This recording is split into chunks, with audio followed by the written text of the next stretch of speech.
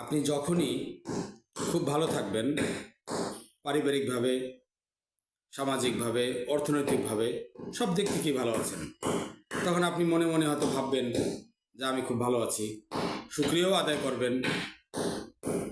তারপরেই কিন্তু শুরু হবে আপনার খারাপ থাকার দিনগুলো, এবং এতটাই খারাপ সময় আসবে যে আপনার ওই ভালো থাকাটাকে ছাপিয়ে যাবে ওই খারাপ থাকাটা। এটা কিন্তু আমার অভিজ্ঞতার আলোকে বলছি। আমি অনেক বছর আগে একবার শুকরিয়া আদায় করেই বলেছিলাম যে আমি আসলেই অনেক ভালো আছি, অনেক সুখী আছি, সামাজিক পদমর্যাদা ভালো, অর্থনৈতিক অবস্থা ভালো, অর্থনৈতিক মুক্তি হয়েছে, সম্মান আছে, ভালো পেশা, সব দিক থেকে, পারিবারিকভাবে সব দিক থেকে ভালো আছি, শুকরিয়া আদায় করেছি।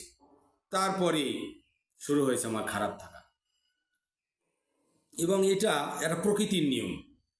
এই প্রকৃতির নিয়মকে অ্যাভয়েড করার কোনো সুযোগ নেই। এটা শুধু আমার একার ক্ষেত্রে না, সকলের ক্ষেত্রে। এটা আমি পরীক্ষা করে দেখলাম।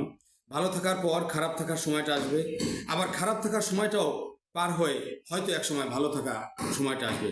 তবে আগের মতো আর ভালো থাকা যাবে না। নতুন করে যে ভালো থাকার সময়টা আসবে, সেটা নতুন কিছু কিছু ভালো কিছু পাওয়া যাবে, কিন্তু পুরনো যে ভালো থাকাটা, যেখান থেকে অনেক কিছু হারিয়ে গেছে, সেটা আর ফেরত আসবে না। তাহলে এটা হলো একটা স্বাভাবিক নিয়ম, ভালো থাকা আর মন্দ থাকা পাশাপাশি।